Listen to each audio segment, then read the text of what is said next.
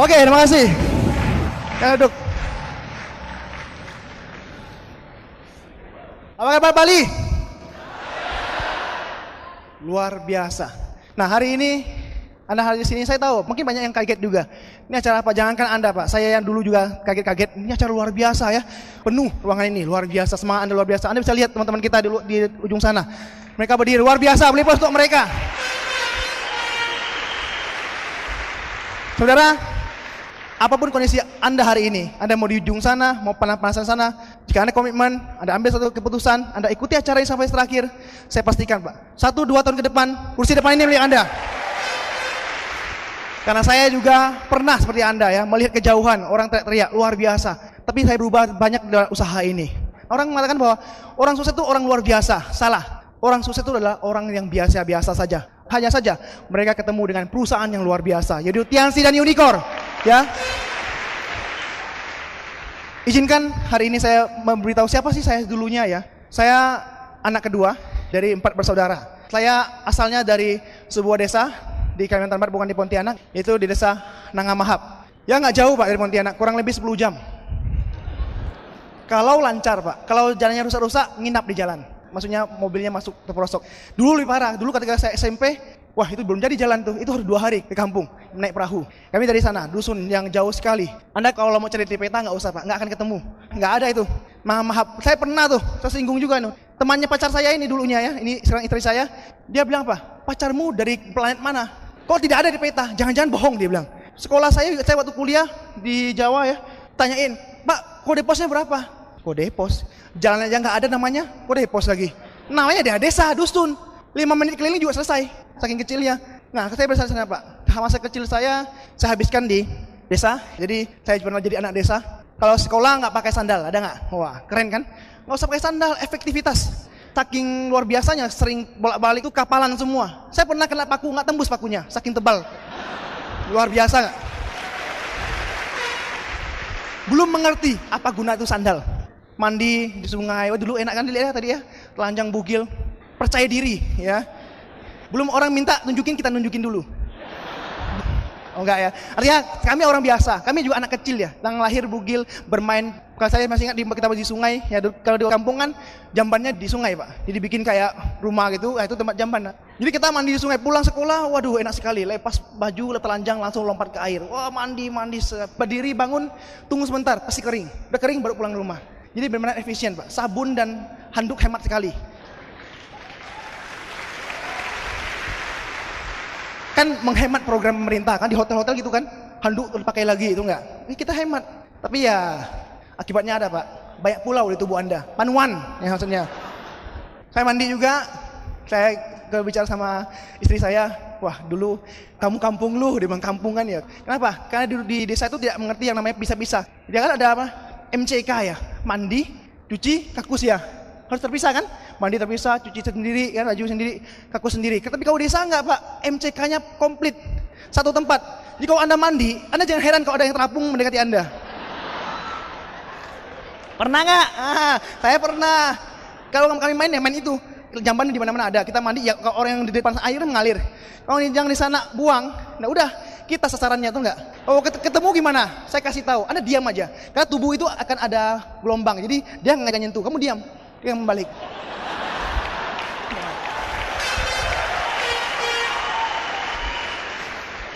Cara kedua, segera nyelam. Begitu ada nyelam, akan lewat atas. Indah sekali Pak, kayak kenangan seperti itu. Tidak bisa dibeli dengan uang. Dan itu kami nikmati Pak. Masih kecil kami nikmati, begitu senang sekali. Tapi kecil, saya punya satu kekurangan ya. Saya kuper, saya nggak berani bersahabat dengan orang. Teman saya itu terus saudara saya, ya kan, kakak saya. Teman saya sedikit sekali, karena saya pemalu. Kalau ketemu orang ngomong malu. Jangankan orang lain, saudara sendiri kalau ke rumah saya sembunyi. Takut sekali. Saya paling benci namanya kumpul-kumpul sama orang. Gak bisa mau ngomong apa itu kan. Anda sendiri mungkin atau teman Anda seperti itu, kuper. Tenang saja Pak. Di usaha ini Anda akan berubah kalau Anda mau belajar. Jadi dasar saya seperti itu dulu. Nah akhirnya ketika saya SD kelas 4, tamat dari SD kelas 3, kami pindah ke Pontianak. Terus terang Pak, saya beruntung sekali. Saya lahir di keluarga yang tidak kekurangan. Saya bersyukur saya nggak pernah namanya kelaparan. Saya masih bisa makan nasi putih dengan ikan asin jadilah. Yang penting bisa makan dibanding saudara kita yang masih mungkin nggak kekurangan. Nah, kami ini keluarga besar. Jadi satu rumah itu 2 kepala keluarga. Ibu saya dan kakaknya itu kawin. Nah, bapak saya dengan saya panggilnya paman itu adalah kepala keluarganya. Mereka berdua ini berusaha membangun usahanya dan akhirnya ada kemajuan, usahanya maju dan bisa beli rumah di Pontianak. Nah, orang tua kan pasti pengen anaknya sekolah, betul nggak? Yang terbaik. Kalau punya uang lebih, kenapa nggak berani keluarkan untuk anak-anaknya? Mereka pengen anaknya sekolah. Kenapa? Karena mereka bilang, waduh, kami dulu nggak sekolah, makanya hidupnya begini di kampung. Nah, itu perekonomian kami mulai bagus, Pak. Bisa beli rumah di Pontianak, akhirnya beberapa tahun kemudian bisa beli mobil. Nah, itu seperti itu. Hidup kami masih enak. Namun saya SMP kelas 3 terjadi suatu penurunan kondisi yang luar biasa ketika salah seorang kepala keluarga menderita sakit, yaitu paman saya. Sakitnya kanker tenggorokan. Nah, di sanalah titik balik kehidupan kami. Uang yang kami keluarkan habis-habisan. Mas kawin segala macam kita jual untuk mengobati penyakitnya. Udah bawa ke Cina, udah bawa kemana-mana, di Jakarta di ronsen dioperasi. Biaya habis sampai mobil pun nggak lama kemudian dijual juga untuk nupi. Dan terakhir, yang paling tragis adalah surat rumah digadaikan ke bank untuk dapat pinjaman. Benar-benar kami kembali minus, bukan lagi nol. Dan akhirnya apa terjadi? Tidak tertolong juga. Mati dan caranya sangat sadis. Karena dioperasi nggak bisa makan sampai kurus, sampai meninggal. Anda bisa bayangkan, saat itulah orang tua saya luar biasa bekerja keras, menghidupi 2 keluarga sekarang. Yang Anda kenal Pak Widodo, kemana datang itu saudara sepupu saya. Ayahnya yang menderita penyakit itu. Hidup kami mulai berubah, satu persatu sekolah kami mulai terbengkalai. Kakak saya berhenti sekolah, kemudian dari keluarganya Pak Widodo juga berhenti sekolah. Pak Widodo nggak bisa lanjutkan lagi karena ekonomi terlalu membutuhkan biaya besar. Kami harus bekerja. Dan pas itu orang tua saya bilang, jangan semua berhenti belajar. Jangan semua berhenti sekolah. Siapa yang mau sekolah benar-benar? Terutama Pak, saya orang yang mau sekolah. Saya benar-benar mau sekali mengubah kehidupan keluarga saya. Saya punya satu gambaran bahwa kalau saya sekolah besar, saya dapat nilai bagus, saya bisa jadi karyawan yang tangguh dan dapat gaji besar. Mungkin itu bisa bantu keluarga saya. Dan terus terang dari semua keluarga besar kami, hanya saya yang S1. Kenapa? Bukan karena nggak niat, tapi karena juga ekonomi. Dan saudara, saya katakan bahwa begitu saya melihat TNC, saya sudah tertarik ketika ditawarkan produk kesehatan. Kenapa? Banyak orang tidak mengerti kesehatan, Pak. Banyak orang mengira kesehatan itu mahal, dan itu memang mahal.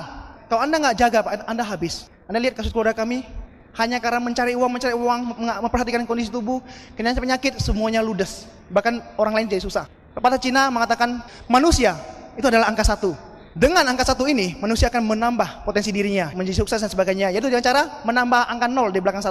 Jadi semakin banyak nolnya, itu semakin kaya. Kalau dia udah punya 9 nol, dia punya 1 miliar, betul? Kalau dia bisa ngumpulin 12 nol, dia punya uang 1 triliun, Pak. Mau nolnya dari Bali sampai Pontianak, kalau satunya saya hilangkan, apa itu? Tetap 0, kosong besar. Satu adalah kesehatan Anda, Pak. Itu jauh lebih berharga. Jadi hari ini saya katakan bahwa kita punya perusahaan luar biasa yang menjaga dulu harta kita yang satu ini. Ketika saat harta yang satu ini terjaga, kita akan mendapatkan harta berikutnya, yaitu keuangan. Saya begitu senang sekali ya, punya usaha ini begitu antusias karena pengalaman keluarga kami menjadi satu pedoman bahwa jangan sampai terjadi sakit, yaitu bahaya.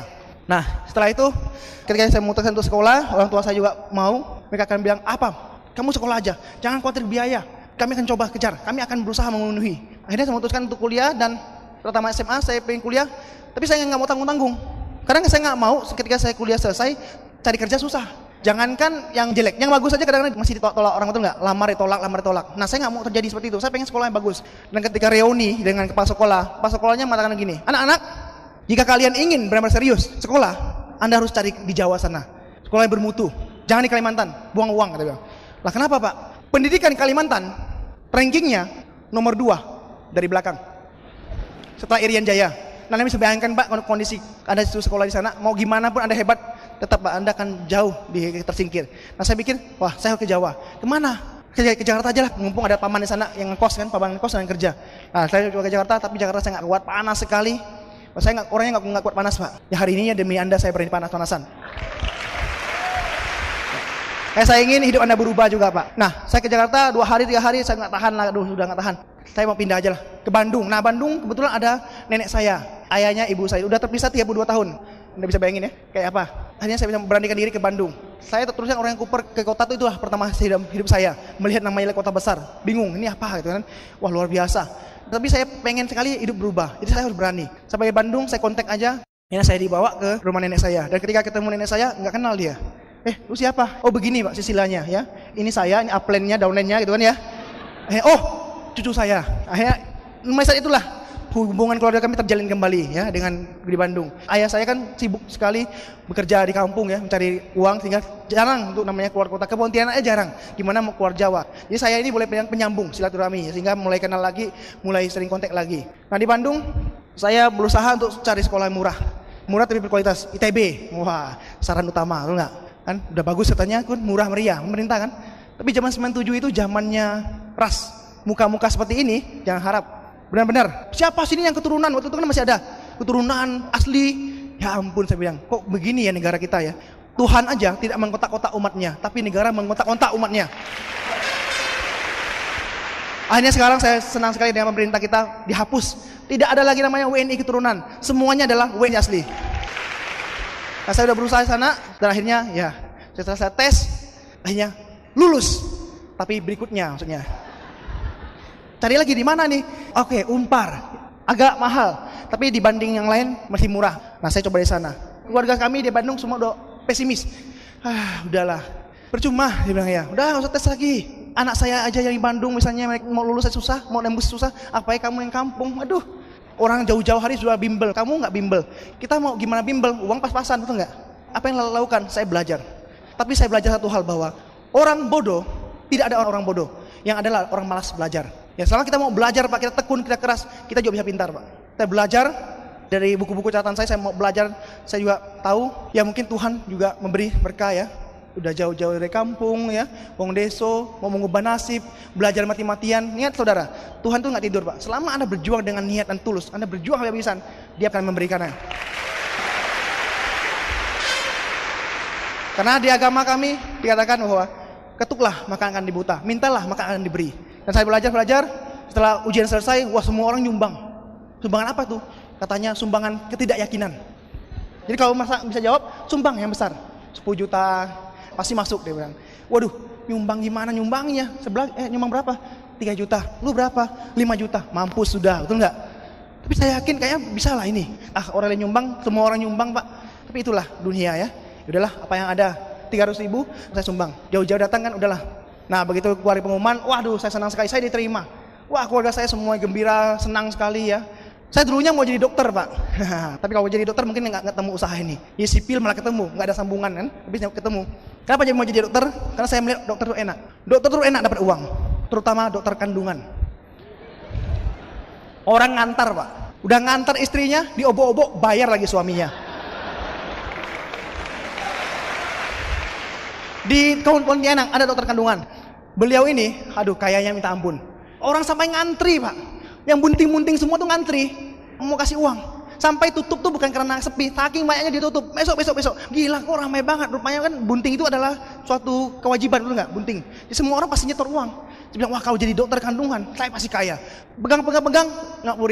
Belum resepnya yang lain. Luar biasa. Datang, buka. Weh, enak sekali. Suami aja minta buka setengah mati, itu nggak? Ini dokter buka lagi. Wis, gila, cowok lagi dokternya. Waduh, saya bilang ini. Kadang-kadang jadi suami kesal juga ya. Saya antar istri saya, gila nih dokter. Buka. Wis, tapi bayar kita. Aduh, sakit hati. Enggak apa-apa lah. Ya sekali kasih dia lah. Tapi saya pikir kembali, uangnya dari mana? Pendaftaran dokter tahu berapa? Ratusan juta. Baru pendaftarannya. Belum gimana-gimananya. Wah, saya bilang nggak mampu. Saya nggak mungkin lagi memberatkan keluarga saya. Saya kuburkan impian itu dan saya mulai tekun ke minat saya yang lain itu membangun. Saya suka membangun. Dari kecil saya suka bangun sesuatu. Saya nggak bisa gambar, tapi saya suka bangun. Bisa gambar dulu kan ke kampung kan kalau kita main bangun rumah-rumahan. Ya, namanya langkau kalau orang-orang sana ya. Kita masak-masak Indomie sana itu. Suka sekali. Nah, saya pengen bangun gedung. Tapi usaha ini Pak, kita juga dokter. Kita berusaha menjemukkan orang lain lewat produk Tiansi, betul? Semua dokter dan kita juga sipil. Kenapa? Kita mewujudkan impian kita lewat Tiansi dan Unicorn. Kita merancangnya. Nah, setelah itu di kuliah itulah saya berubah banyak. Ya dari orang yang kuper saya belajar bagaimana bahasa orang lain. Karena waktu kuliah saya udah baca buku itu loh. Berpikir jauh besar dan bagaimana mencari kawan. Karena saya pengen berubah. Terus saya orang yang sulit Pak berubah. Aduh ketemu orang malu gitu loh. Anda bisa bayangin kalau masih kecil nggak masalah. Sampai SMA saya masih seperti itu. Kalau keluarga main, kalau main cewek-cewek cakep, kalau main ke rumah, saya menghindar. Saya malu ketemu mereka. Mau ngomong apa ya? Ada punya penyakit seperti itu. Malu sama orang. Tapi hari ini jangan macam-macam. Ya kalau datang aja. Kita siap melayani, itu enggak? Tapi mohon maaf, untuk hal yang satu ini sudah tertutup, sudah ada yang punya. Ada di kuliah saya berubah, saya mulai punya banyak teman, orang mulai kenal saya ya. Saya juga menjadi beberapa panutan di kuliah juga karena IP saya selalu tinggi ya, di atas 3, di atas 3. Nah, saya punya teman-teman baik main. Nah, satulah saya mulai mengenal yang namanya, jangan ngomong-ngomong ya, MLM, tahu nggak? Saya baru tahu tuh ada bisnis seperti itu, MLM, masuk lalu mampus. Wah, saya tahu penipuan. Saya bilang, wah, teman-teman saya banyak yang nawarkan usaha seperti ini. Saya bilang, udahlah, dulu saya di Pontianak juga banyak tawarkan. Itu kan yang berjenjang itu kan, multi level marketing kan. Saya dengar aja merinding sekarang. MLM apa tuh? Kurang kerjaan, ini bisa apa? Dan banyak sekali bilang saya, ih bagus. Wah, ini gak udah mutu. Saya bilang, ini bisnis tipu-tipuan. Kalian ini udah sekolah tinggi ya, ketika jauh-jauh ada dari Palembang dan macam. Jangan usaha seperti ini, memalukan. Mau taruh di mana muka kita ya? Udah sekolah kau habiskan sarjana, jangan kami seperti ini, jualan. Saya bilang nggak cocok. Janganlah Anda ketipu, saya bilang. Tapi punya teman baik nih, kami itu 3 sekawan. Kemana-mana sebut 3. Kalau ketemu saya, pasti tanya teman saya, di mana ini? Namanya Frankie, itu teman baik saya. Nah, suatu hari, ketika saya pulang kerja, ada orang menawarkan MLM. Wah, orangnya bicara semangat sekali. Teman saya malah nengok, iya gitu, kita sama pasangannya ya. Orang ini bisnis luar biasa, BMW segala macam. Anda tahu nggak kos itu kan ada ranjang tuh dan ada lantai pasti ya. Orang ini yang mempresentasikan itu di ranjang, pemilik kosnya malah di bawah. Keren kan? Pede sekali orang ini. Wah, ini luar biasa. Dia dibawa sama temannya juga, prospek teman saya ini. Setelah mereka pergi, saya bilang, Frank, itu penipuan. Hati-hati. Kamu percaya saya kan, betul? Kamu kan sering nyontek saya, betul nggak? Ujian nyontek, apa yang nyontek, betul nggak? Saya lebih pintar kan, kamu tahu kan? Dan saya nggak mungkin menjerumuskan kamu. Itu bisnis paling-paling 1-2 orang berhasil. Itu pun dikasih dulu, sehingga yang lainnya tersemangat. Semangat kejar semua. Yang enak mereka, kita susah tengah mati. Kamu jangan turuti. Ini bisnis penipuan. Percaya sama friend. Ya saya teman baikmu. Oke, dia bilang. Tapi suatu hari tiba-tiba saya ke kosnya lagi. Beliau begitu semangat. Pakai kemeja panjang. Mau kemana kamu? Yang kemarin datang itu undang saya ke pertemuan. Namanya OPP di Hotel Cemerlang. Waduh, saya bilang kamu jangan ke sana. Bahaya itu. Anda tahu nggak pertemuan itu? Itu semua yang ngomong orang pintar semua. Jago hipnotis. Nah, lihat tadi ada asap-asap keluar. Bau kemenyan nggak Anda cium?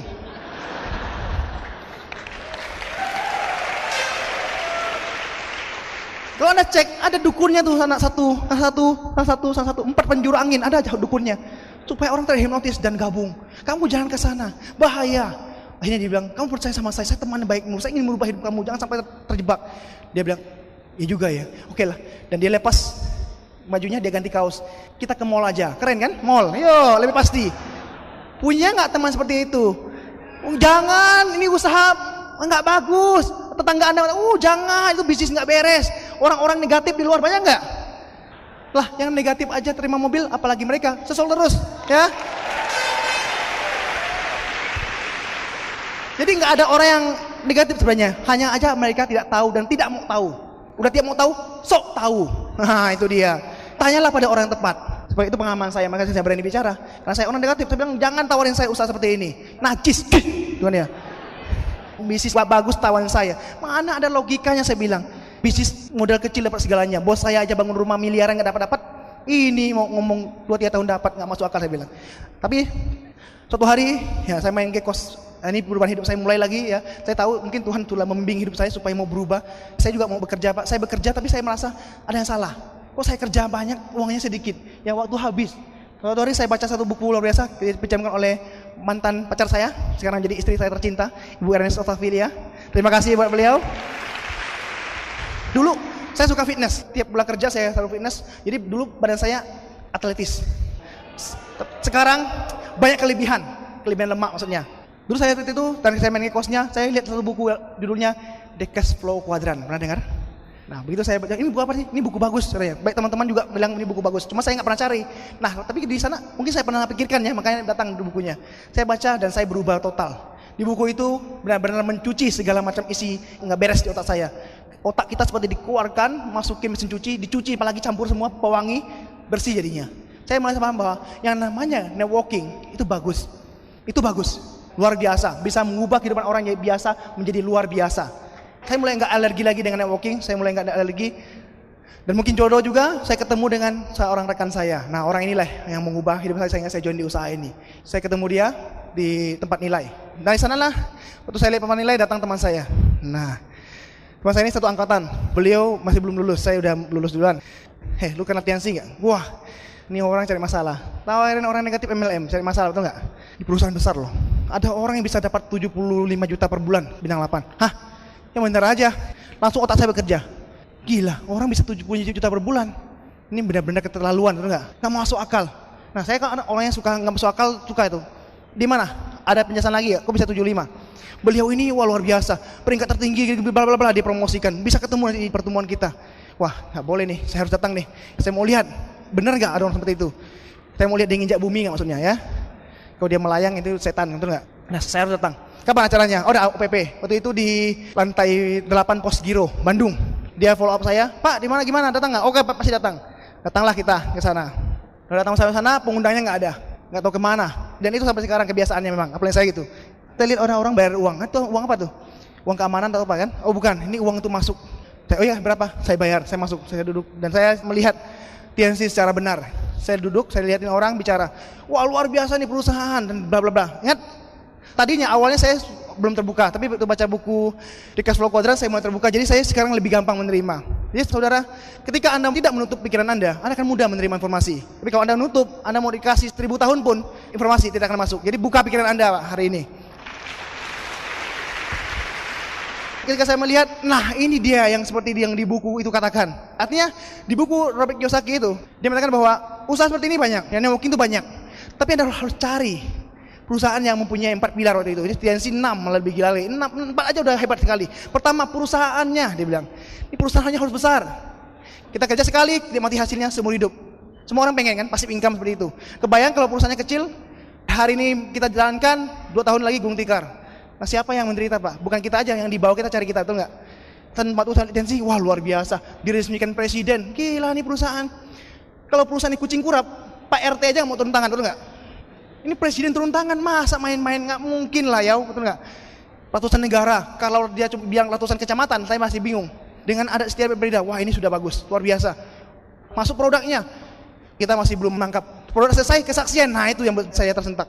Ada orang stroke, bisa berdiri lagi dan ngomong sambil menangis. Wah, orang bisa bangun lagi, yang tadinya udah sekarat, terbaring, bisa beli sayur, ya pasar. Orang diabetes katanya, hampir dipotong kakinya, sudah membusuk, sembuh. Ya ada yang perokok berat, karena udah di ronsen, ya udah yang perokok nih ya, di ronsen udah putih semua katanya. Minum itu bisa bersih.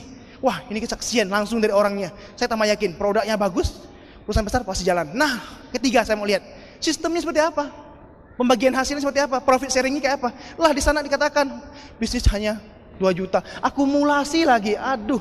Saudara, saya tanya Anda saudara, di luar sana Pak, tukang bakso aja 2,5 juta, kalau di Pontianak saya tanya. Itu yang bukan yang ngetem Pak, tahu? Yang dorong. 2,5 juta itu mereka harus komplit dulu. Gerobaknya jadi, piringnya jadi, betul? Kompornya jadi, baksonya udah ada, mie-nya ada, baru bisa jual. Nah di sini, akumulasi Pak. Kalau di luar, tukang bakso, dia nggak mungkin jualan kalau cuma jadi gerobaknya, betul nggak? Anda bisa bayangin ya tukang bakso jualan, tong, Mbak beli bakso, oh nanti lagi akumulasi. Mana baksonya? Kan lagi akumulasi, ya baru mampu sampai sini. Bisa jalan nggak usaha di luar? Nggak bisa, harus full. Tukang tambal ban, Anda lihat, 3 juta Pak, beli kompresor dan pinggir jalan terus tiap hari. Saya yakin Pak, 10 tahun nggak mungkin Mercedes, betul nggak? Tapi mereka aja berani keluar modal, 3 juta, belum lagi beli pakunya untuk tebar, betul nggak?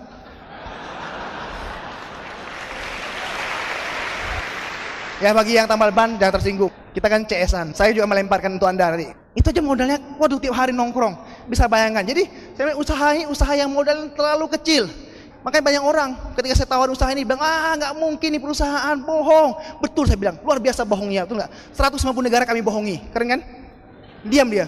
Jadi orang bicara nggak pakai logika, kita sekarang bicara logika itu. Nah 85.000 pendaftaran, orang uang nggak ada, bikin KTP 5 tahun sekali, gantian terus tiap tahun perpanjang, berani. SIM, STNK, ya ini 85.000 seumur hidup, diwariskan 7 temurun. Bilang nggak punya, yang bener aja, betul nggak? 2 juta, nggak punya uang Pak, tapi nggak punya uang Pak. Itu uang dibakar Pak. Kalau anda hitung-hitung Pak, 2 tahun juga bintang 3, betul nggak? Dikumpulin. Jadi bisnis ini sangat amat mudah. Saya kan nggak bakat ini Pak, nggak usah bakat, bisa makan nggak? Bisa makan jalan pasti. Makan aja kok, ini produk sehat dulu. Ya jangan jualan. Ini bukan bikin jualan ya. Nah, masuk ke sistem. Nah, ini ya di buku itu juga kan bahwa harus ada sekolahnya. Kalau nggak ada sekolahnya jangan main-main. Anda di sana pasti nggak jadi. Nah, sekolah ada support sistemnya. Sekarang Anda beruntung saudara, ada United Corporation yang membantu Anda, mengarahkan Anda, ada sekolahnya. Bedanya adalah kalau di luar Anda sekolah, saya sekolah 16 tahun ya. Dari SD, SMP, SMA, kuliah. 16 tahun bagi yang mungkin lebih ya, mahasiswa abadi lebih dari itu ya. Modal ratusan juta sampai miliaran kita keluar. Hasilnya sertifikat dan cari kerja, betul? Ditolak juga sama aja. Jadi usahain nih Pak. Kita sekolah di Unicorn, nggak mahal, tapi lulusnya BPKB, STNK, Mercedes-Benz, betul nggak? Jadi mudah sekali. Waduh, ini cocok. Ini benar usaha yang saya cari selama ini. Kenapa dulu saya begitu sombong, nggak mau terima? Saya harus join nih. Kemudian saya kontak pengundang saya, datang dia terlambat. Ya terlambat saya, dia bilang, oke, gimana? Tolong jelaskan sekali lagi. Saya mau dengar. Besok kita ketemu di mana? Oke, perpustakaan, dia bilang. Oke, boleh, kampus. Dan di jalan beliau jalan pada saya, dan akhirnya saya join. Dan beliau adalah sponsor saya yang luar biasa, peraih mobil DK-nya juga. Kita beri aplaus untuk Bapak Diki Wardani. Teman kuliah saya. Jadi saya belajar, Pak. Saya terus terang, aduh, sebenarnya harus bisnis mandiri, bukan bisnis orang lain. Banyak orang menyalahkan, oh apa yang nggak bantu, ini nggak bantu. Oh, saya peduli. Mereka manusia, kita manusia. Mereka bisa, kita bisa, betul nggak? Gak mungkin gak bisa, hanya ngomong. Wah, ada gak bisa ngomong Pak, tapi tiap hari gosipin tetangga, suami orang kan. Ampun deh. Nah bedanya sini cuma kita gosip sesuatu yang bagus, yang memberikan orang informasi dan kesehatan dan kekayaan, kan lebih enak. Yang gosip yang gratis aja mau, katanya tadi kami bicara, gosip yang gak dibayarnya mau, gosip yang dibayar gak mau, kan aneh. Nah ini gosip yang luar biasa, dan itu fakta, bukan gosip. Saya putuskan join, tapi setelah join, seperti kebiasaan orang lain ya, semangat, iya. Berikutnya pikir, gimana ya jalankan ya? Tawaran orang nggak mau, saya macam, waduh, usaha ini nggak cocok untuk saya. Mulai mencari alasan, biasa kan orang gagal cari alasan, kan saya sipil, mainan saya kan beton, semen, baja, betul nggak? Tidak ada hubungan dengan kalsium dan koricep, jadi nggak cocok kayaknya. Jadi bisnis ini kayak untuk sebagian orang aja, untuk orang tertentu aja. Dan akhirnya saya mulai vakum. Nah, suatu ketika saya dipromosi acara seperti ini, pembicaranya adalah Pak Effendi, Pertamina Villa yang di Kenya.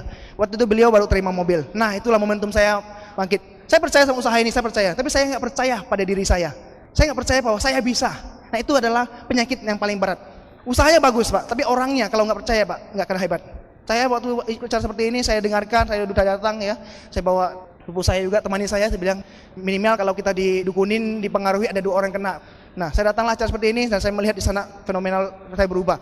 Karena Pak Effendi bicara, beliau hanya seorang salesman, makan 5.000 sehari aja nggak mampu, tapi bisa terima mobil, kemana-mana naik bis, prospekan, keluar kota, naik bis dan macam. Beliau berusaha, handphone aja nggak punya waktu itu, dia bilang. Anda bisa bayangin perjuangannya. Saya melihat bahwa, gila, ini orang ini kok luar biasa.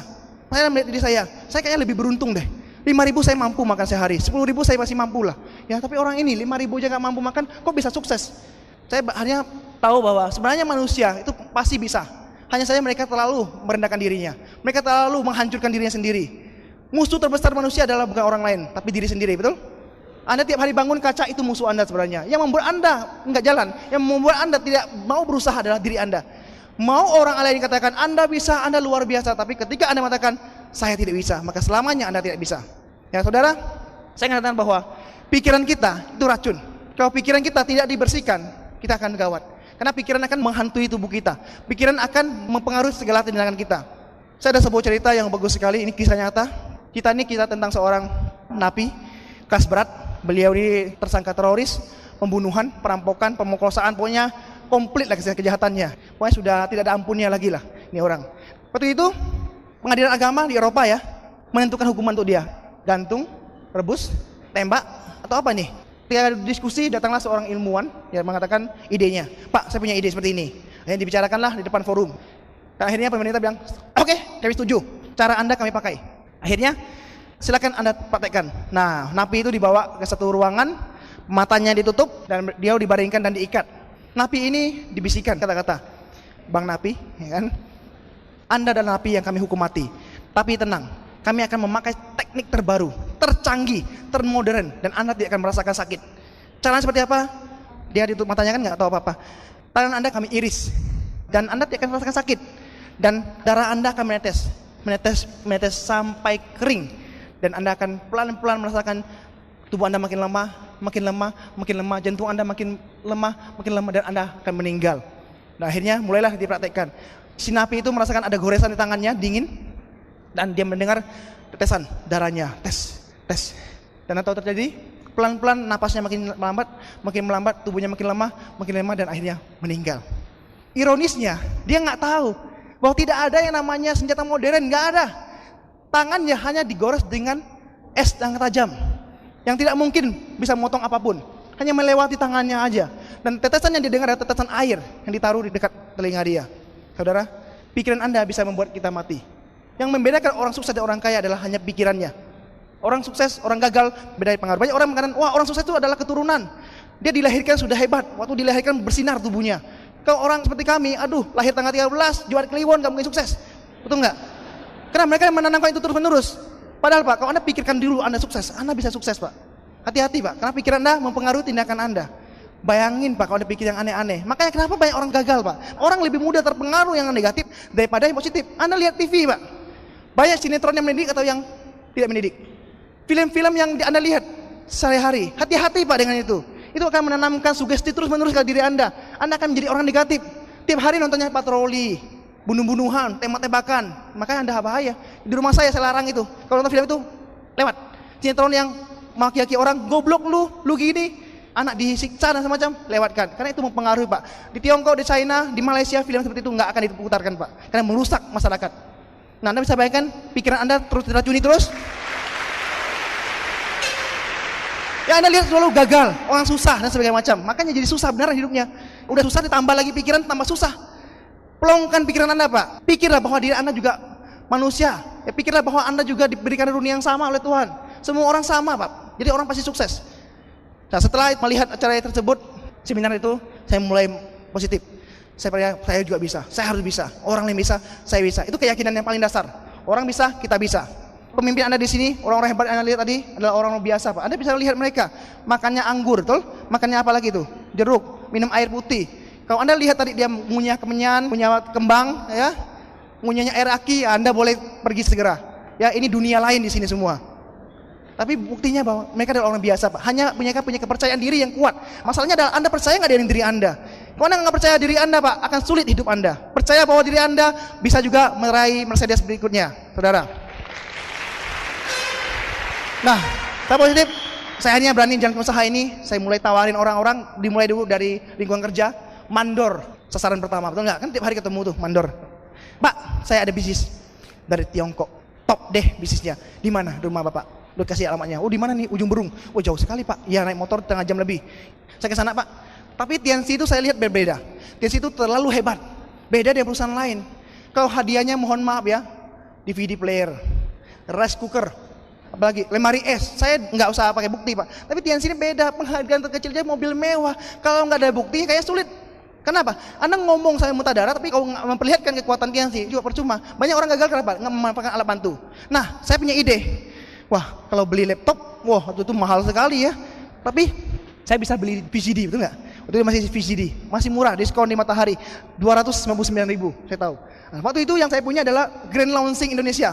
Ketika TNC pertama kali masuk Indonesia, ada Ibu Mega, ya kan? Ada para dewa mobil. Nah itu ya senjata saya. Tiap hari saya bawa itu. Tapi kan di rumah orang kadang-kadang orang punya TV tapi nggak punya player, betul nggak? Ada hitam putih, ada warna, pasti punya. Tapi yang nggak punya adalah VCD. Nah saya harus investasi, saya harus beli Pak. Makanya Anda lihat saya bawa kemana bawa VCD awalnya. Itu adalah senjata saya. Ya itu senjata perang saya Pak. Luar biasa itu. Kadang-kadang ketika saya ke rumah orang mungkin heran. Loh, oh mungkin maksudnya adalah bisnis Tiongkok jual VCD Cina, betul nggak? Ya saking sering bawa itunya.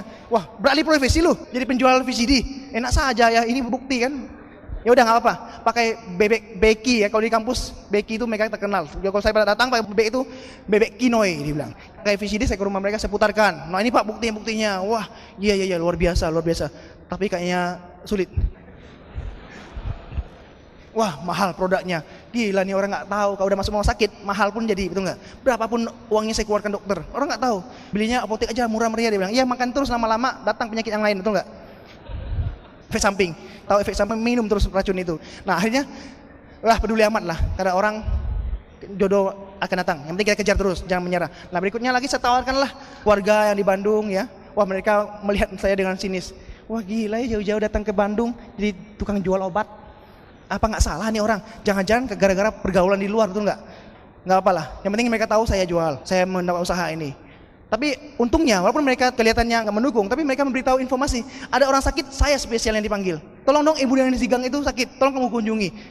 Kita dianggap tukang jual obat, tahan aja. Tapi minimal omset. Saya datang, nah mahasiswa kerja baru berapa lama, berapa sih gajinya? Tahu sendiri kan, nggak mampu lah. Kalau kita harus talangnya semua. Saya join bintang 2 dan saya kumulasi terus, dapat gaji saya beli lagi, dapat gaji saya beli lagi, tabungan saya keluarkan juga kadang-kadang. Nah omset ini yang luar ini saya pakai juga. Ada ibu-ibu di gang dekat rumah kami ya, nggak jauh, pakai motor cuma 5 menit. Saya ke rumahnya, itu adalah prospek pertama saya yang membuat saya semakin yakin. Kenapa? Ibu itu mempengaruhi pengapuran. Jadi udah tahunan, 6 tahun, 7 tahun udah minum obat tersembuh, nggak minum datang lagi. Jadi kalau dia bangun dari tempat tidur, aduh itu lama bangunnya itu loh. Pengapuran, pernah ada lihat orang seperti itu, rematiknya parah, sakit seluruh tubuhnya. Nah saya tawarkanlah kalsium vitality, kan saya lihat di brosur kan, apa tuh 1+6, nah ini dia. Pokoknya bagus, saya bilang, bagus coba aja.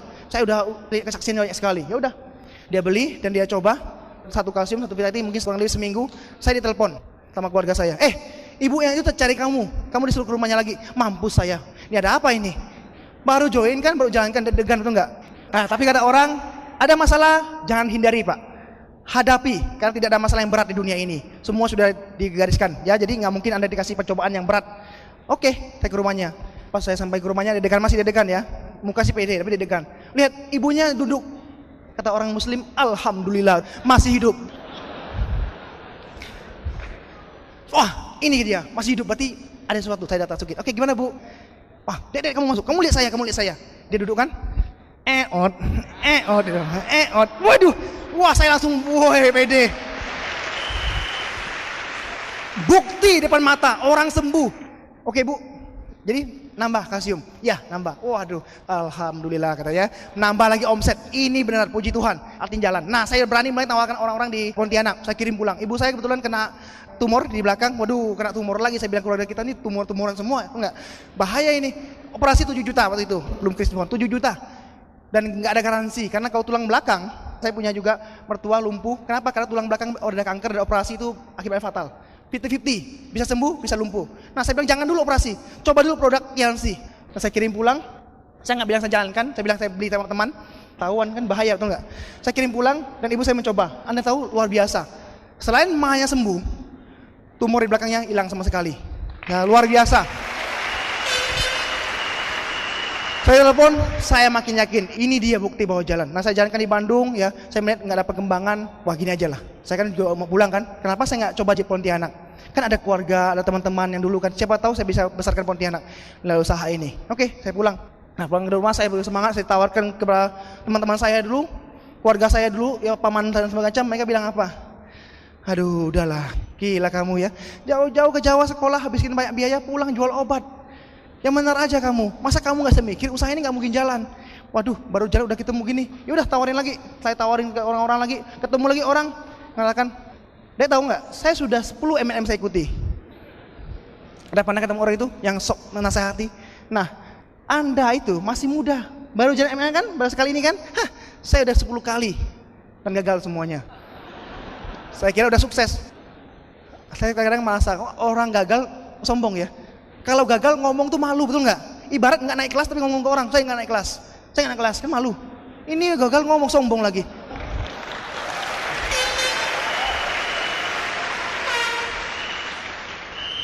Nggak mungkin jalan. Yang bisa sukses cuma di Jawa sana. Anda lihat peraih-peraih mobil, sejarah MLM di Pontianak tidak ada. Kalimantan Barat nggak ada yang dapat mobil. Jadi nggak mungkin sukses. Untung saya nggak dengarkan. Kalau enggak, saya nggak buktikan bahwa kita peraih mobil pertama di Kalimantan Barat, betul? Nah akhirnya saya peduli, saya jalankan lagi, saya tawarkan ke saudara-saudara saya. Nah kebetulan datanglah seorang downline saya yang luar biasa. Wah, Bapak Widodo. Nah, beliau ini sepupu saya, baru pulang dari kerja ilegalnya. Peti, apa peti? Penambangan emas tanpa izin. Beliau mandornya itu, beliau mandor dulu tuh. Jemur-jemur ya, mengawasi ya, tukar nyawa kata orang ya. Wah itu mandor dia. Sampai kalau saya pernah ke proyeknya, pakai kolor dia. Wah gini-gini, dong udah gali sana gali sini. Mereka tukang menghancurkan hutan. Hutan tuh bagus, gara-gara mereka tambang emas tuh, hilang semua ditandus. Bertobatlah segera, betul nggak? Beliau gagal di bisnis itu, ya karena beliau juga bekerja sama orang. Akhirnya gagal usahanya, beliau pergi ke Pontianak, jaga toko handphone. Nah ketemu saya bilang, kita mau nggak berubah hidup? Oke, ada bisnis bagus, nama Tiansi. Kebetulan beliau juga pernah coba produknya, karena pernah saya kasihkan. Beliau punya sinusitis, radang. Flu terus tiap hari. Kalau Anda tahu Pak Widodo dulunya, itu kalau tiap pagi pasti bersin terus gak berhenti. Jadi Anda sini yang ada tetangga yang tiap hari bersin, membangunkan semua orang, kasih Cordyceps Pak, pasti sembuh. Ya luar biasa. Saya berikan Cordyceps sampai hari ini nggak pernah kambuh lagi. Itu udah tahunan Pak. Makanya beliau percaya dengan produk, dan beliau ketika saya kasihkan sistem, beliau lihat, wah ini bisnis luar biasa. Enaknya orang ini adalah orang ini penurut, nggak pernah bantah.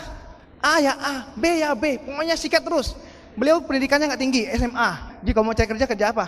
Tapi beliau orangnya adalah mau kerja keras dan percaya sama plan. Beliau percaya penuh. Saya bilang, kamu gini, dia jalankan. Kamu gini, dia jalankan. Dan akhirnya luar biasa, hari ini penerima mobil di Kenya, Bapak Roslian. Jadi saudara, di bisnis ini nggak usah pusing. Sudah ada mentornya, sudah ada leader yang membimbing Anda, mengundang Anda itu mereka peduli, mereka akan mengarahkan Anda pada jalan yang tepat. Kan usaha ini Pak, kita ingin bantu orang yang sukses. Kalau orang nggak sukses, kita juga nggak sukses. Anda lihat marketing plan Tiansi, betul? Anda mau naik bintang 8, jadikan dulu bawah Anda bintang 7.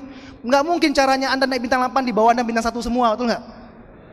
Jadi intinya bisnis ini percaya aja, Anda akan dibimbing sukses Pak. Selama Anda mau percaya dan mau belajar dengan yakin dan tulus.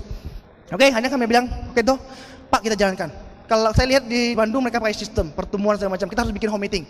Kalau nggak sulit, one on one terus menerus kita capek. Kita bikin home meeting, saya bilang, kita coba aja. Kita undanglah orang-orang. Perjuangan memang luar biasa ya. Zaman penjajahan dulu, aduh diundang banyak orang. Semua alasan, aduh nggak sempat lah. Ada orang yang udah datang ke rumah, baru nyampe rumah, begitu lihat papan tulis, dia pulang lagi. Dia tahu MLM Bang. Padahal papan tulis udah kecil, masih kelihatan sama dia lagi. Wah ini harus strategi. Kita undang terus. Waduh, dulu orang bilang, Bapak susah undang orang macam. Sama kok semua nasibnya. Kami juga seperti itu, undang orang susah. Jangankan manusia, setan aja kami undang nggak datang.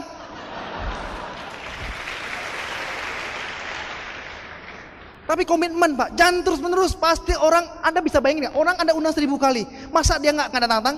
Pasti datang, ada momentumnya. Mungkin waktu itu Anda undang, dia lagi sibuk, betulan sibuk. Mungkin alasan juga, tapi ada undang terus menerus, dia pasti datang suatu hari Pak. Nah kalau dia datang pertemuan, dia melihat kemungkinan besar berubah. Nah kami jalankan terus Pak, jalankan terus. Waduh, gila ya, susah sekali ya. Ini yang setan kuburan itu nggak datang, yang setan yang itu nggak datang juga. Maksud kami kalau jadi setan datang kan OPP di akhirat, betul nggak? Ya maksudnya gitu ya, bercanda lah. Yang penting berundang-undang terus Pak. Dan akhirnya mulailah grupnya kelihatan, mulai tumbuh. Ketika kami home meeting Pak, lucu home meeting itu. Jadi home meetingnya MC-nya kan masih baru, ya kan saya pembicara jadi harus MC. MC-nya tuh lucu-lucu. Kalau ngomong gini, ya. Jadi banyak sekali kami undang orang-orang yang mantan MLM lain. Melihat kami, mereka bilang apa? Ketika saya presentasi selesai, dan kami tanyakan gimana pendapatnya Pak. Mereka bilang apa tahu nggak? Bukannya menilai perusahaan kita, mereka bilang, nah, cara kamu ngomong masih salah. Harusnya begini. Nah pernah itu tuh dikritik cara ngomong kita, Anda nggak profesional ngomongnya, kamu harus ngomong menatap mata orang. Wih, gila, ini orang, ya ampun deh, betul nggak? Orang seperti ini Pak, dengarkan aja lah Pak, capek ngelayani, betul? Ketik C spasi deh, capek deh, ya. Ya sudah, teruskan aja. Kami buka lagi di luar kota ya. Kami mulai dari ruang tamu jadi garasi mobil, mantan garasi mobil, betul? Dari garasi dan akhirnya berkembang mulailah OPP dan akhirnya mulai ramai. Tahu saudara, bis ini hanya bicara kerja keras. Kalau Anda kerja keras dan pintar, Anda akan berhasil Pak. Kami home meeting sehari 3 kali, Anda bisa bayangin ya. Jam 9, jam 12, jam 3. Tiap hari seperti itu. Bapak punya waktu jam 9, nggak punya, jam 12 nggak punya, jam 3. Sehari 3 pilihan, keren nggak? Sehari 3 kali, waduh gila nih. Dan akhirnya hari keempat saya tumbang, nggak kuat lagi, kecapean. Rupanya bicara usaha ini Pak, karena emosi. Kita begitu yakin, itu capek rupanya. Beda dengan mengajar Pak. Mengajar kan nggak ada emosi. Tapi kita benar-benar memberi orang keyakinan. Makanya, capek sekali. Nah, hidup itu berjuang Pak. Banyak orang ingin sukses tapi nggak mau berjuang, betul? Pengennya hari ini join, besok Mercedes-Benz. Keterlaluan, betul nggak? Nikmati Pak. Perjuangan itu dinikmati, proses. Banyak orang yang tanya, Anda mau sukses nggak? Berani kerja keras nggak? Nah, saya tanya ya sekarang ya, jawab lagi. Anda tahu namanya Rocky? Yang tinju, ada Rocky 2 atau 3. Tahu pernah filmnya? Rocky, petinju, pemainnya Sylvester Stallone. Terkenal kan? Kaya kan? Siapa sih dia mau kaya seperti Rocky? Mau nggak? Mau sukses seperti Rocky? Yang tangan. Siapa yang mau terkenal seperti Rocky? Masih mau ya? Tapi siapa yang mau babak belur seperti Rocky? Nggak ada yang mau. Rocky itu Anda lihat tinju sampai bengkok sebelah, ini hilang kan dia. Ini mata besar. Kenapa? Demi kesuksesan, beliau berani bayar harganya. Nah di usaha ini nggak mungkin kan Anda tawari orang nggak mau gigi lepas. Tawarin lagi ini nggak mau mata bengkak. Tawarin yang ini nggak mau telinga lepas. Anda nggak separah itu Pak. Orang di luar sana berjuang mati-matian aja berani. Di sini hanya ngomong takut lagi.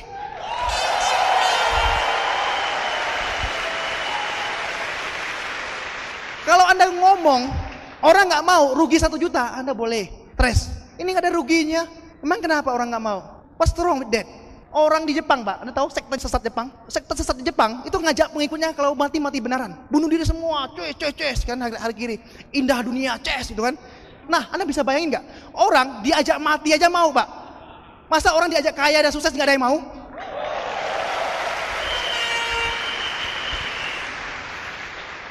Pikiran simpel Pak. Anda mikir diri Anda, waduh kan nanti saya begini, nanti saya begitu, belum terjadi udah pikir seperti itu. Makanya nggak jadi-jadi. Pikir yang enak. Waduh kalau saya presentasi, saya berjuang.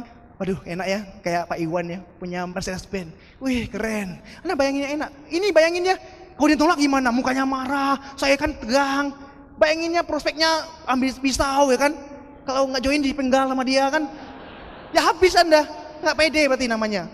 Ya, percaya diri Pak. Dan saya bangun lagi usaha saya, kami keluar kota, kadang-kadang saya, Pak Wid juga ikut, kami berdua juga jalankan ketemu leader-leader di daerah, mereka undang kita. Kami jalani Pak, pakai motor, naik bis kami jalani. Saya pernah naik speed 5 jam. Anda tahu speed? Bub itu loh. Kalau jangan pop, isi 4 orang itu pantat saya mau patah Pak. 5 jam dan hujan besar. Setelah sampai di daerah itu, saya kira, wah syukur sudah nyampe, betul enggak? Nah besok OPP kan, besok ada pertemuan. Oke istirahat. Wah hancur berantakan, hotelnya cuma 20.000 semalam. Anda bisa bayangin kamar kayak apa? Lampu cuma 5 watt, nggak kelihatan apa-apa. Mandi di ujung sana Pak, air hitam semua.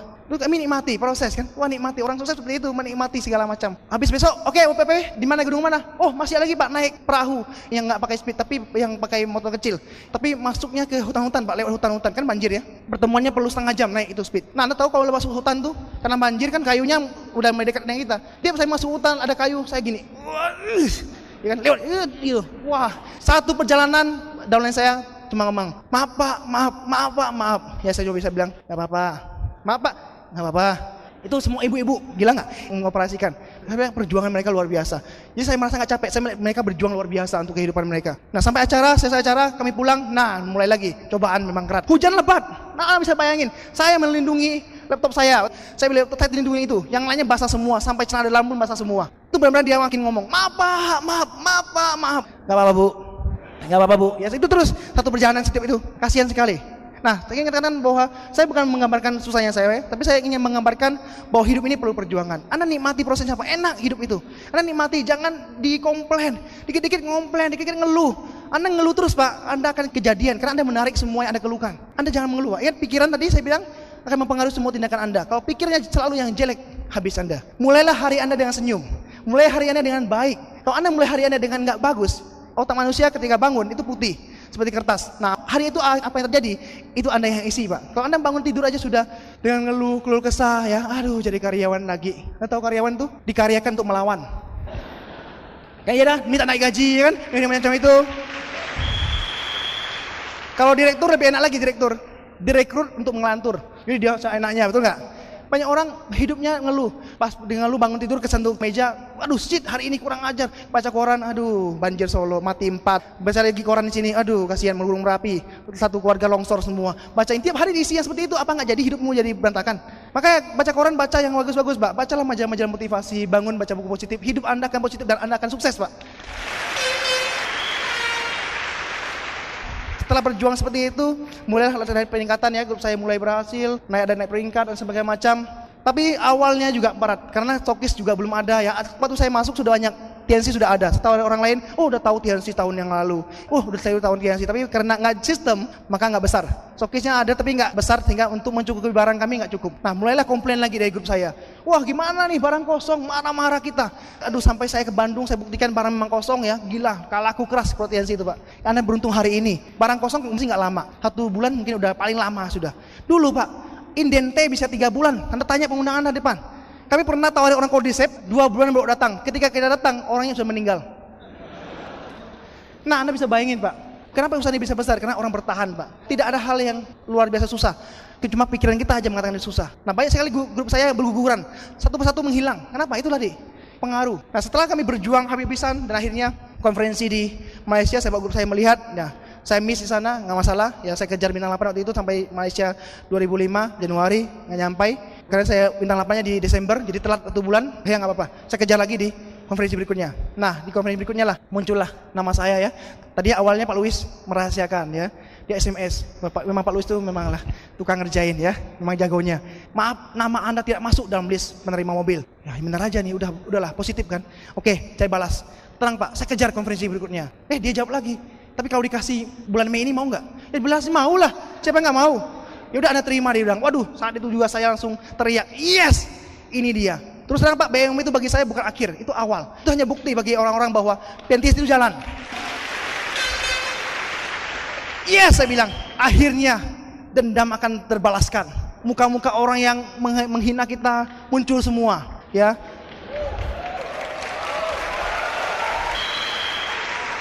Tapi saudara, itu ketika dulu kita masih dendam. Tapi ketika kita sukses Pak, kita mau memaafkan orang lain. Ketika saya ingat kembali, saya bilang, mungkin gara-gara mereka Pak, saya hari ini jadi seperti itu. Gara-gara orang yang negatif itulah, maka saya berjuang. Coba kalau nggak ada orang negatif Pak. Coba kalau teman-teman saya nggak ada yang negatif. Tiap hari Pak, mereka kalau waktu kerja jangan TNC, mereka telepon saya. Gimana mobilnya? Udah dapat belum bannya? Kurang ajar sekali. Enggak?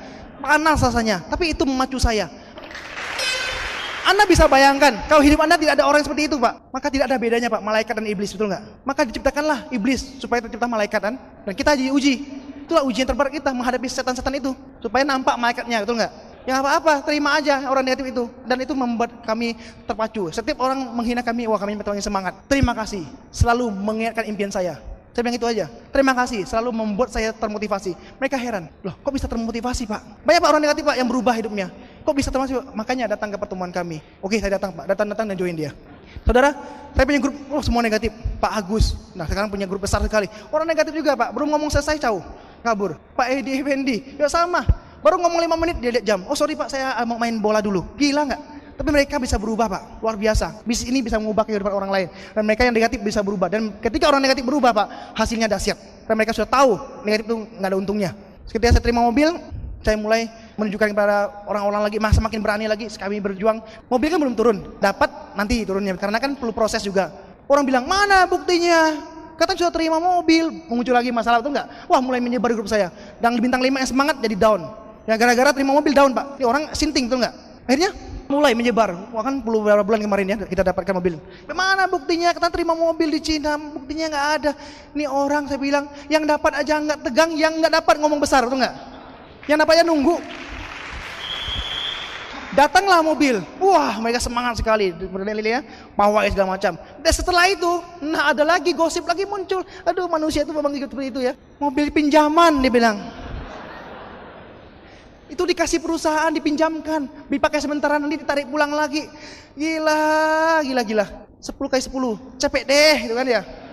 Ini orang nggak beres saya bilang. Wah kalau ketemu orang seperti itu Pak rasanya, udah tunggu kita buktikan. Setelah bulan kemudian BPKB keluar. Nah kita kasih lihat, mana orang yang bilang tadi pinjaman. Masa pinjaman kasih nama kita? Kalau yang namanya mobil kredit, itu pasti nama perusahaan betul nggak? Anda nyicil dulu, kalau udah nyampe baru pindah nama. Ini sudah nama kita, pinjaman dari mana? Mana orang negatif tuh yang bilang TNC kasih mobil pinjaman? Sini, saya fotokopi BPKB di muka dia, biar nempel terus kan? Ini orang nggak beres, semakin hari makin parah. Nah saudara saya mengatakan bahwa negatif itu mudah, kapannya muncul Pak, tapi bukti mengatakan berbeda. Jadi Anda percaya gosip atau bukti? Kalau percaya gosip Pak, nggak akan habis-habisnya, tapi percayalah bukti di depan mata Anda. Semua orang bisa berhasil usaha ini. TNC memberikan yang terbaik. Anda di depan tanah 2 mobil, betul? Anda bisa pegang.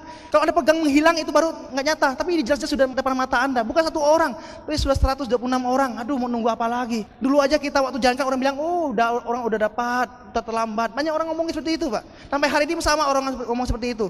Tapi itu nggak akan masuk kalau Anda tidak masukkan ke hati Anda. Tidak ada nama terlambat, Pak. Tapi kalian semua akan dapatkan. Hanya 1-2 tahun dari sekarang kalau Anda jalankan. Oke, mungkin saya ada beberapa klip terus terang yang membuat saya termotivasi menjalankan usaha ini. Ini seperti lihat kilas balik perjalanan hidup saya. Nah, ini dia motor kebanggaan saya. 3202 Beki, bebek Kinoy. Saya kemana-mana pakai motor ini. Saya bersyukur Pak, saya punya motor dibanding orang lain yang. Jadi saudara, bukan tergantung kondisi Anda apa hari ini. Anda mau jadi apa, itu yang penting Pak. Ya hari ini Anda mungkin, aduh saya nggak punya mobil Pak. Motor sudah, bersyukurlah. Saya nggak punya motor Pak, punya kaki, bersyukurlah. Nggak punya kaki Pak, punya nyawa, bersyukurlah. Kalau Anda bersyukur Pak dengan apa yang Anda miliki hari ini, dan Anda mengejar impian Anda, itu pasti terwujud. Ya. Banyak orang tidak mensyukuri hidupnya. Nah saudara, ketika saya punya motor ini sampai sekarang saya nggak jual. Tadinya di Bandung, saya kirim ke Jakarta, dan sekarang mau kirim kembali ke Pontianak. Itu sebagai bukti, museum. Kenapa motor ini saya jadikan suatu gambar yang selalu membuat saya melihat terus? Karena saya ingin jadi orang jangan sombong. Saya juga dulu pernah Pak naik motor. Entah motor saya ini joknya sobek, itu dalam sekali. Tiap saya bawa pacar saya, wah kalau hujan Pak, itu joknya masuk air. Jadi kalau kita duduk dan bangun, itu semua terbekas Pak. Pernah nggak Anda, ketika Anda berhenti di pinggir jalan, ada mobil lewat, terus ada genangan air, Anda tertumpah, bof, pernah? Saya dulu juga sering Pak, begitu berhenti hujan kan berhenti, baru mau taruh, mobil lewat, drat, pus, kadal bunting, kurang ngajar, orang disumpah serapahin, nggak tahu diri, mati konyol kamu sana. Tapi dalam usaha ini saya belajar tuh hal bahwa bukan salah orang lain Pak, salah kita kenapa miskin.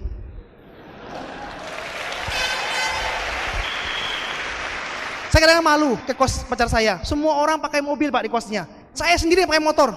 Satpamnya bilang apa? Tuh taruh sana. Ini untuk mobil. Terenyuh Pak. Kadang-kadang saya mau bawa pacar saya malu sekali. Tapi itulah yang saya punya. Malu kenapa? Hidup dong gak usah gengsi, betul nggak? Kalau memang nggak punya, ngapain? Paksakan. Nah udah, saya ini yang terbaik yang saya pakai. Saya kadang bawa dia jalan-jalan, makan kami di pinggiran. Nggak berani Pak makan yang mahal. Dan termahal masih ingat kami makan di Pizza Hut. Itu yang udah paling top. Ketika saya naik motor ini Pak, saya melihat orang-orang kaya itu enak. Pakai mobil Mercedes-Benz, ya kayak mobil mewah. Anda tahu nggak bedanya motor sama mobil Pak? Kalau motor Anda ngomong sama pacar Anda, itu perlu teriak. Kan angin kan? Jadi yang tadinya nggak emosi jadi emosi.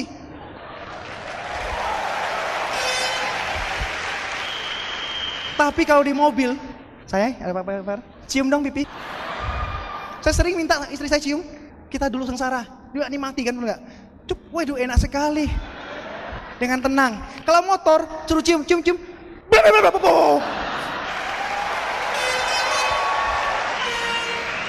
Tabrakan Pak. Tabrakan terjadi beruntun di mana-mana. Betul? Pas menolak gini kan nggak lihat. Kalau mobil kan bisa cium. Iya kan keren. AC sepoi-sepoi, nggak panas. Enak sekali saya lihat orang itu enak sekali hidupnya ya. Oh saya juga pengen hidup seperti mereka.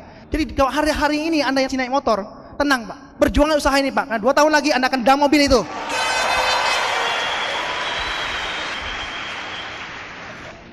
Nah ini dia, saya waktu ke Malaysia, di sini saya menambah keyakinan saya. Jadi usaha ini hanya masalah keyakinan Pak. Kalau Anda nggak yakin dengan usaha ini Pak, datang terus ke pertemuan kita, datang terus ke acara kita. Semoga Anda pertama yakin. Ibarat belajar Pak, ibarat beribadah. Orang yang beribadah sekali seumur hidup dibanding mereka yang beribadah tiap hari, berbeda imannya, betul? Nah sama usaha ini. Usaha ini perlu bukti Pak. Nah Anda buktikan dari diri Anda dulu, yakinkan dulu diri Anda. Banyak orang nggak sukses usaha ini Pak, nggak yakin. Baik terhadap bisnis, baik terhadap dirinya. Tapi banyak orang nggak percaya pada buktinya. Nah, saya buktikan ketika ke Malaysia, saya bawa grup saya ke sana, kita lihat pesantren Tiansi. Di sana saya melihat Tiansi begitu besar. Anda tahu ini Sunway Lagoon, arena main yang besar sekali di Malaysia. Dan itu di-booking semua oleh Tiansi. Dan bagi distributor Tiansi bisa main gratis. Luar biasa urusan ini. Di sini waktu itu upline saya, Pak Irfan Setiawan, menerima mobilnya. Ini grup saya. Anda lihat mereka Pak, orang-orang yang ada di foto ini, hari ini menjadi bintang 8, menjadi bronze lion. Kenapa? Karena beliau sama-sama melihat bukti Pak. Jadi Anda mau bukti, Anda mau jadi hebat Pak. Tanam diri Anda datang ke konferensi. Saya orangnya orang yang paling logika. Semua harus dihitung, semua harus dipertimbangkan. Jadi kalau soal melihat sesuatu bagus, saya paling anti. Jadi saya harus mencari buktinya. Bedanya adalah di luar sana orang takut ditipu, takut nggak bisa. Mereka menghindari, bukannya mencari terus. Kalau saya nggak mau, saya mau cari terus sampai saya yakin. Dan saya datang ke pertemuan seperti ini, saya tambah yakin. Ini usaha bersama luar biasa. Ratusan negara kita bisa berpelukan, berfoto dengan orang-orang dari Cina, Korea, Australia, negara lainnya yang nggak tahu namanya lagi ya. Bukti bahwa Tiansi besar. Ya ini usaha besar sekali. Ini tahun 2005 ketika Pak Irfan udah dapat mobilnya, saya foto sama beliau. Mungkin hari ini Anda juga sama ya. Lihat mobil upline, foto. Ces, ya kan? Ada lagi. Ces. Nggak apa-apa Pak. Hari ini Anda foto di mobil orang lain Pak. Suatu hari Anda akan foto di mobil sendiri, betul? Nah ini dia mobil saya. Inilah mobil saya, punya saya sendiri. KB-nya 22 ME. Ada artinya. 22 itu adalah tanggal jadian kami berdua. Kenapa saya panggil 22? Karena 22 itu adalah hari yang mengubah kehidupan saya. Ketika saya punya seorang pacar Pak, ketika saya memikirkan masa depan saya. Kalau saya miskin sih nggak apa-apa Pak sendiri. Nggak makan, nggak apa-apa Pak, tapi istri sendiri. Kalau istri sendiri, anak orang lain, kita sengsarakan hidupnya. Apa kata dunia, betul nggak? Kita bisa dicerca sama mertua. Anak saya semenjak sama kamu, rambutnya keriting. Kenapa? Setiap hari makan Indomie, dia bilang. Kan gawat, betul nggak? Saya nggak mau. Dua-dua ini kenapa saya taruh? Karena itu hari perubahan hidup saya, itu hari yang membuat saya mau berubah. Saya menjadi orang yang lebih bertanggung jawab. Saya nggak pernah memikirkan masa depan, Pak. Tapi setelah saya ketemu pacar saya baru memikirkan gimana masa depan kita. Bagaimana kalau kita kawin nanti. Saya mulai memikirkan. ME adalah singkatan nama kami, Mulyadi dan Ernest. Dua-dua juga saya pakai kenapa? Kedua itu melambangkan segala sesuatu dunia ini. Dunia ini ada sedih dan gembira. Ada kaya dan miskin, betul? Sehingga kita selalu ingat, Pak. Ketika Anda kaya, ingatlah bahwa kita pernah miskin. Ketika Anda sedih, ingatlah bahwa suatu hari Anda akan gembira. Semua di dunia ini adalah dua paket. Ada siang, ada malam. Ada gagal, ada sukses. Jika hari ini Anda terima gagalnya, tenang Pak. Sukses akan datang. Karena itu paketnya. Jadi janganlah menyerah Pak. Berjuang terus. Buang kata-kata menyerah dalam kamus Anda. Anda pasti berhasil Pak. Anda lihat, ini adalah keluarga saya. Saya bisa bawa istri saya. Dulunya kita hanya pakai motor, kemudian beli Honda Jazz. Kemudian saya bilang, sekarang udah enak. Mau pakai yang mana? Yang Honda atau Mercedes-Benz? Pilih aja. Tapi anak saya ini keren Pak. Kalau naik Honda Jazz dia ngamuk terus. Tapi kalau naik Mercedes-Benz diam. Senang dia. Anak kecilnya tahu Pak. Anak kecilnya tahu enaknya Mercedes-Benz. Alasan saya menjaga usaha ini adalah saya ingin bahagiakan istri saya. Saya pengen. Orang mengatakan bahwa materi itu nggak penting. Dia bilang, nggak usah neko-neko lah. Pelihara ratusan juta, miliaran. Aduh, yang penting yang cukup-cukup aja lah. Banyak orang setahukan usaha ini, mereka bilang, nggak perlu pikir besar-besar ya. Yang penting cukup, yang penting cinta, yang penting bahagia. Saudara, memang uang bukan segala-galanya. Tapi tanpa uang sulit untuk bahagia, betul? Piring pecah. Banyak orang tidak berjuang dalam hidupnya, kenapa? Karena dia mikirin diri sendiri. Anda mungkin nggak mau kaya Pak, tapi bagaimana dengan anak Anda, istri Anda? Istri Anda juga butuh kosmetik mahal Pak. Jangan itu terus, betul nggak? Lama-lama jelek mukanya. Lama-lama jelek Anda cari yang lain lagi. Kasih kosmetik yang mahal, perawatan tubuh yang bagus. Maka tiap hari dia akan cantik. Anda berani berjuang untuk mereka? Waktu pacaran saya enak, abang kumbangnya, Anda madunya. Makan piring berdua, wah keren, udah nikah. Jatuh, matamu taruh di mana? Ya ketika Anda mengatakan cinta, Anda mau mereka, berarti Anda sedang tanggung jawab hidup mereka. Bahagiakanlah mereka. Dengan Mercedes-Benz Pak, dulu kita naik motor, saya malu sekali, saya susah hidupnya. Ya dia pun nerima juga apa adanya. Tapi hari ini kami bisa naik Mercedes-Benz. Itu kebanggaannya beda. Ketika Anda naik Mercedes-Benz, semua orang berubah mukanya, topeng semua. Saya pernah cuci mobil. Kalau pakai mobil biasa, nggak dianggap Pak. Tapi kalau pakai Mercedes-Benz, cuci mobil, pemiliknya yang langsung turun tangan. Wah, silakan Pak, silakan masuk dulu. Udah tutup Pak? Oh nggak, belum. Buka lagi sama dia. Dicuci, setelah cuci, Bapak tunggu aja di ruang VIP.